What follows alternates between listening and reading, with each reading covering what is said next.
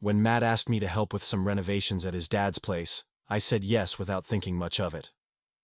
Summer was quiet. I had no job lined up yet after graduation, and honestly, I welcomed the distraction. Matt was one of my oldest friends, and I owed him a few favors anyway. But when he told me he wouldn't actually be there the first 2 days, that a work trip had come up last minute, I hesitated. "You'll be fine," he said. "Dad's cool. He'll keep you company." That was the problem. Mr. Hayes wasn't just cool. He was the kind of man who made silence feel loaded, whose presence filled a room even when he wasn't trying. Ever since I was 16, I'd felt something around him. Nothing inappropriate, not really. Just this awareness. He was always polite, always kind. But my chest tightened whenever he looked at me too long. I'd chalked it up to a stupid crush, the kind you bury deep, never say out loud. I figured it had faded.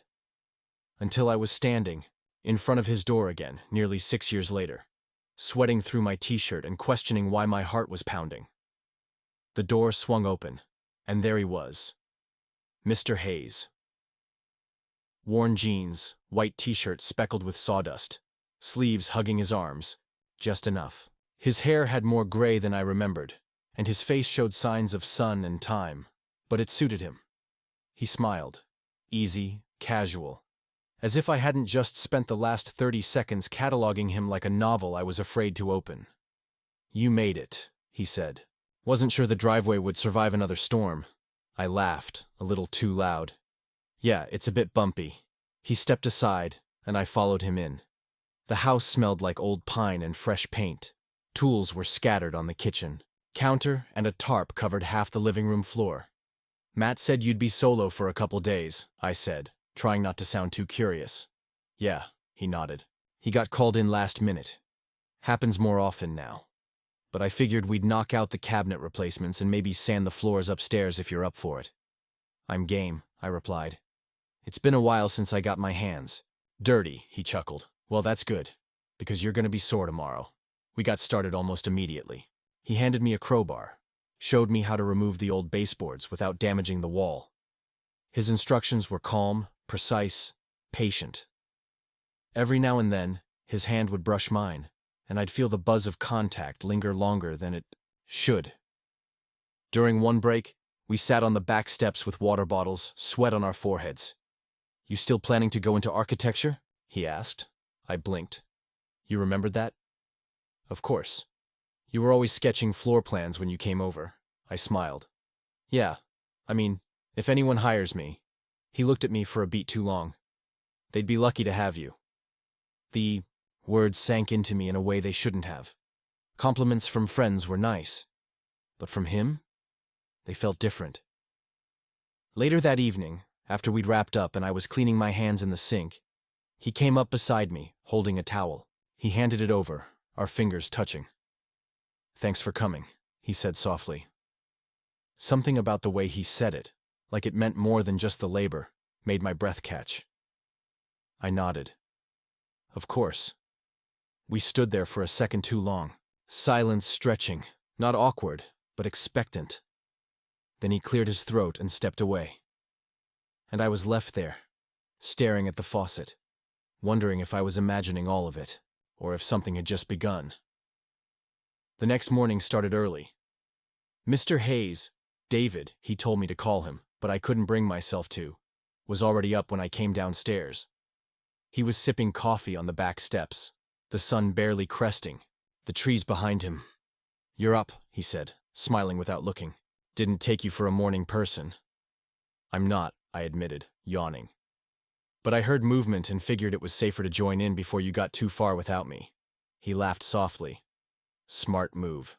We dove straight into the day's work.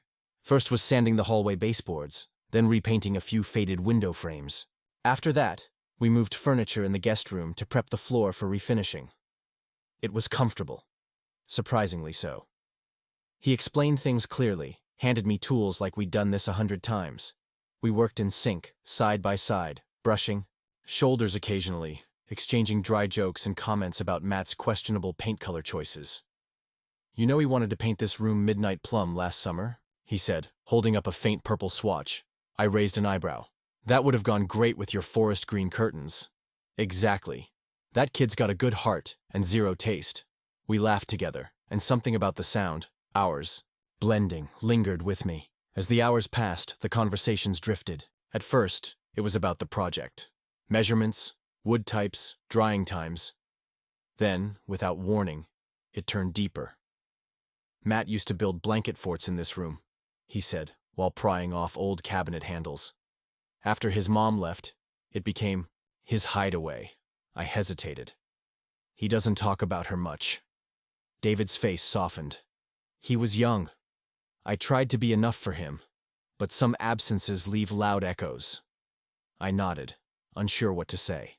I didn't know the full story, but I'd always sensed a quiet sadness in the Hayes household, like a song left unfinished. What about you? He asked suddenly. You close with your family? I shrugged. In our own way. My mom's great. My dad and I don't talk much, but I think we just stopped trying. He didn't press, just nodded. That kind of understanding was rare.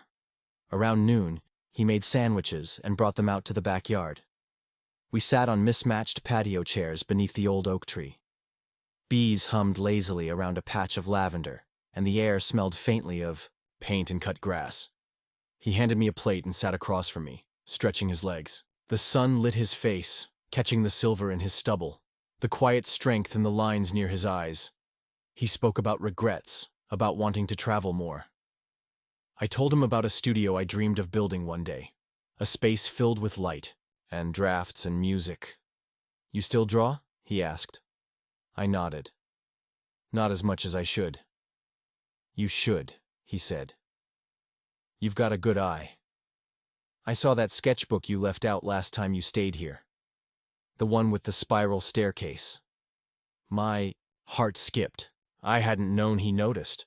I thought it was beautiful, he added simply, and the way he said it made my skin warm. We finished eating, but I found myself watching him, noticing the way his hands moved as he talked, how he gestured with quiet confidence, how his fingers lingered thoughtfully on the edge of his glass. When we returned to work, the space between us felt slightly charged. We passed tools in silence, arms brushing. Once, his hand touched mine, just barely, but it was enough, a current, a pause. Neither of us acknowledged it. We didn't need to. By evening, I was exhausted. He showed me back to the guest room. Newly cleaned, window open, a soft breeze ruffling the curtains. There should be extra towels in the closet, he said. Let me know if you need anything. Thanks, I murmured. For everything today. He smiled. You did great. Then he hesitated, like he wanted to say something else, but didn't. Good night, he said instead. Good night. The door clicked shut. I lay in bed, staring at the ceiling. The room was quiet, but my mind wasn't. I thought about the way he looked at me, how my name sounded in his voice. I thought about his laugh, about the way his hand brushed mine, about the feeling I couldn't quite name building between us. Down the hall, he was probably asleep already. But I wasn't. Not even close. The next morning, I padded into the kitchen, half asleep, wearing only a pair of joggers. My shirt was somewhere in the laundry pile. I hadn't expected anyone else to be awake. But there he was, Mr. Hayes, standing at the counter, already dressed, flipping through a newspaper with a mug of coffee in hand. I froze for half a second, embarrassed. But he didn't seem fazed. He looked up, eyes scanning me briefly. His gaze lingered. Not inappropriate, not overt. Just observant. Morning, he said, voice low and even. Morning, I replied, rubbing the back of my neck. Didn't realize I was getting a live audience. He smirked.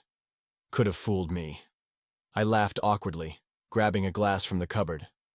Well, I guess it's too late now. Too late, he agreed, eyes returning to the paper. But I caught the faint smile still tugging at his mouth. We didn't talk much after that. Just moved around each other with the same rhythm we'd fallen into. He made toast. I made coffee. Our arms brushed once, twice. I felt each contact like a quiet echo. Later that day, we were installing a light fixture above the stairs. He held the ladder steady while I climbed up, screwdriver in hand. "I think you missed a wire," he called up. "I got it," I replied, reaching farther, trying to twist the bracket into place. Then my foot slipped. It wasn't a full fall, just a sudden jolt, enough to throw me off balance. I let out a sharp breath, bracing for the worst, but his hands were already there. One gripped my waist, the other steadied my arm. My chest slammed against his as I stumbled off the ladder, breath catching. We stood like that for a beat, his hands on me, my hands on his shoulders, both of us breathing hard. "You okay?" he asked, voice barely above a whisper. "Yeah," I managed. "Thanks." Neither of us moved. Not right away. Then, like someone had snapped their fingers, we both stepped back at once. "I should check the socket again," I mumbled. "Right." "Yeah," he said. "Good idea." The rest of the day passed in fragments. Quick glances, shallow conversation, moments too quiet to be casual. At one point, I dropped a wrench, and he jumped slightly. We both laughed, but it felt hollow. By evening, the tension hadn't left. If anything, it had settled in deeper, like dust in old floorboards. We ended up on the porch again, as the sky turned soft and lavender gray. He had a beer in hand, and I sipped from a bottle of water, still trying to slow my heart. "I didn't mean to startle you earlier," he said. "You didn't. You caught me. That's different." He nodded, his eyes not on me but on the tree line ahead. "I've spent most of the past year pretending I don't miss being seen," he said quietly. "After the divorce, people stopped asking how I was. Like, I vanished into some cliché. Middle-aged, alone, trying not to feel too much. I didn't speak right away. His voice was steady, but I could hear the ache behind it. "I'm sorry," I said finally. "That sounds heavy." "It was," he admitted.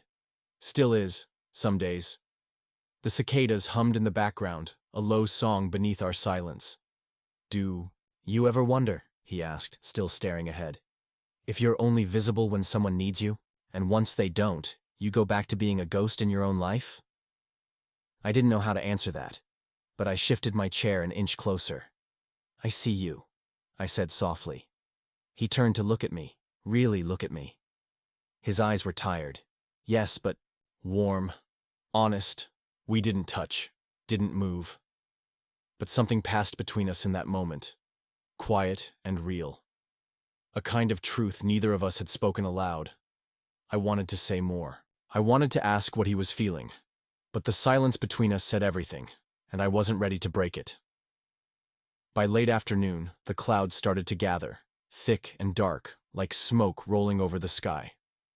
We were halfway through reassembling the patio furniture when the first thunder cracked. "Think we've got time to finish this?" I asked, squinting upward.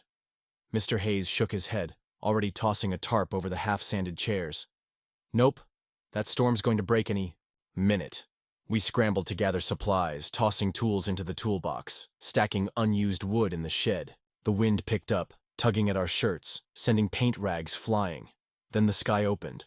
A sudden torrential downpour. Rain soaked us in seconds, cold and relentless. We were laughing like idiots as we dashed toward the house, feet slipping. On wet grass, shirts clinging to our skin. By the time we slammed the back door shut behind us, we were dripping. "Okay," I panted, pressing my hands to my knees. "That was a little dramatic."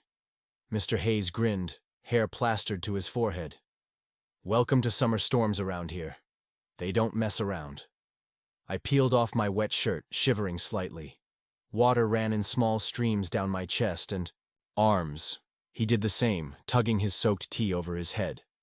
For a moment, we stood there in silence, shirtless, barefoot, water pooling on the tile around us. And just like that, the laughter faded into something quieter, something heavier.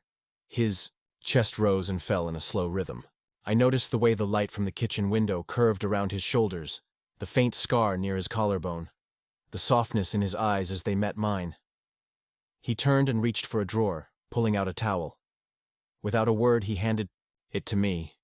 Our fingers touched. Not accidental, not casual, just long enough to feel the warmth, the awareness. Neither of us pulled away. I looked up. He didn't look down. We just stayed there. Then, softly, almost too softly, he said, "You're not a kid anymore." It landed between us like a dropped match. I swallowed, unsure what to say. The room felt impossibly still. He held my gaze for a second longer, then stepped back. "I'll grab you a dry shirt," he said, voice low. "Guest room closet should have a few." And just like that, he walked out, leaving me standing in the kitchen, towel in hand, soaked to the bone, heart racing, mouth dry, 1,000 thoughts colliding in my head. He was right. I wasn't a kid anymore. But I didn't know what to do with that. Didn't know if he'd meant it as a warning or something else entirely. All I knew was, that moment had changed something. Something neither of us had named. Something that wasn't going away. The next morning the air felt different. Mr. Hayes was already downstairs when I woke up, sitting at the kitchen table with a mug in hand, reading something on his phone. The usual warmth in his eyes was gone, replaced with something cooler, distant. "Morning," I said. He glanced up, nodded. "Morning." That was it. No joke, no smile, no lingering glance. Just nothing. I moved around the kitchen in silence, pouring coffee, grabbing a banana. My stomach churned. Maybe it was nothing. Maybe he was just tired. But I knew it wasn't that. We worked for most of the day in the garage, sanding down an old dresser. He gave instructions when needed, but the banter was gone. The rhythm we'd built over the past few days had broken. By late afternoon, I couldn't take it anymore. "Did I do something wrong?" I asked, breaking the silence. He didn't look up. "No. You've barely spoken to me today." He sighed, setting down his sanding block. "I'm trying to do the right thing." I frowned. "By ignoring me?" "No," he said finally, meeting my eyes. "By not letting things get more complicated than they already are." I stared at him. "So it wasn't in my head. What happened yesterday? The towel, the look, what you said, it wasn't in your head," he interrupted. Voice tight. "Then what is this?" I asked. "Because I'm standing here feeling like something shifted between us, and you're pretending it didn't." He looked down at his hands. "Because I didn't plan for this. Any of it." Well, neither did I. A long silence stretched between us. He ran a hand through his hair. "You're young. You have your whole life ahead of you. You should be with someone who's—" "I don't care about all that," I said, stepping forward. "I care about how I feel. About how you made me feel." He shook his head. "It's not that simple." I studied his face, the tight jaw, the sadness in his eyes, the way his shoulders had drawn in like he was bracing for impact. "And yet," I said softly, "you're still acting on it." He looked at me then. Really looked. No mask, no defense. Just a man caught in something bigger than he knew how to control. "I wish it were easier," he said. "Maybe it doesn't have to be hard," I replied. "Maybe it just is." He didn't answer. He just turned and walked back into the house. That night, neither of us said much. We ordered takeout and watched a movie in the living room. Something old and slow-paced. I sat on one end of the couch. He sat on the other. The distance between us felt charged. Like if either of us moved an inch, something might snap. We didn't touch. We didn't talk. But I felt everything. The quiet glances. The way his fingers twitched when our hands got too close on the popcorn bowl. The moment he looked at me during a scene where two characters kissed in the rain. He didn't smile. He didn't look away either. By the end of the film, the room was nearly dark. The credits rolled, soft music playing as we both sat frozen. Then, slowly, he stood. "I'm going to head to bed," he said. I nodded. "Okay." He hesitated, then stepped closer. For a second I thought he might hug me, or say something more. But instead, he placed a gentle hand on my shoulder, just enough to feel the warmth of it through my shirt.